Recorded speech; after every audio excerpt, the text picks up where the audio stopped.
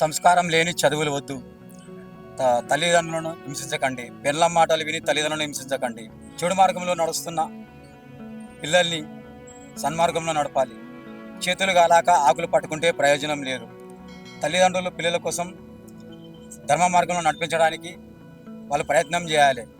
ఈనాడు ప్రతి ఒక్కరు కూడా మద్యానికి అలవాటైపోతున్నారు. నేను సొంతంగా నా కళ్ళతోటి చూసిన యూత్ మొత్తం చెడిపోతుంది సార్. డ్రగ్స్కు, హైటెక్ సిటీ, గచ్చిబౌలి, ఇక్కడ కాచిగూడ ఇక్కడ నేను ఒక అబ్బాయిని చూశాను. కాలేజీ వదిలేశారు. కాలేజీ వదిలేసినాక ఆ పిల్లోడు బ్యాగ్లోకి వెళ్ళుకొని బీరు తాగుతుండు. తల్లిదండ్రులు చూడరు కదా సార్. వాళ్ళు ఏమనుకుంటారు, మా పిల్లలు కాలేజీకి పోయిన అనుకుంటారు. కానీ వీళ్ళు చేసేది ఇలా ఏదో పనులు. తల్లిదండ్రులు ఎంతో కష్టపడి పిల్లల్ని పోషించి వాళ్ళ పెళ్ళిళ్ళు చేసి వాళ్ళ ఉద్యోగస్తులు వచ్చే వరకు కూడా వాళ్ళని జాగ్రత్తగా చూసుకుంటే ఈనాడు పిల్లలు చెడు మార్గంలో నడుస్తుంటే ఏమైపోవాలి? తల్లిదండ్రులు ఏమైపోవాలి? వాళ్ళ ఆశలు ఏమైపోవాలి? వాళ్ళ గౌరవం ఏమైపోవాలి? కుటుంబం పట్ల, సమాజం పట్ల బాధ్యతగా ఎవరు వివరిస్తలేరు అనమాట. కాబట్టి ప్రతి ఒక్కరు కూడా వివరించాలి.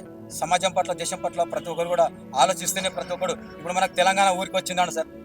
ప్రతి ఒక్కరు ఓటు వేస్తే, ఉద్యమాలు చేస్తేనే, ప్రతి ఒక్కరు అడిగేస్తేనే మనకు ఈనాడు తెలంగాణ వచ్చింది. మరి మార్పు కూడా మనకు ఎందుకు రాదు సార్? ప్రతి ఒక్కరు, ఇప్పుడు నేను ఒక్కరిని 3 years అయింది రాబట్టి, మరి 3 years నుంచి ఒక్కరిని రాస్తున్నా. ప్రతి ఒక్కరు ఇలా ఆలోచన చేస్తే ఎందుకు మార్పు రాదు సార్? తెలంగాణ తెచ్చుకోలేమా మనం? ప్రతి ఒక్క తల్లిదండ్రులు ఇప్పుడు పిల్లలు చెప్పినట్టు వింటున్నారు సార్. తల్లిదండ్రులు పిల్లలు సన్మార్గంలో పోతుర్రా, ధర్మ మార్గంలో నడిపిస్తారు, వాళ్ళు నడుస్తుర్రా? చెడు మార్గంలో పోతే తల ఊపుతున్నారు తల్లిదండ్రులు ఈనాడు.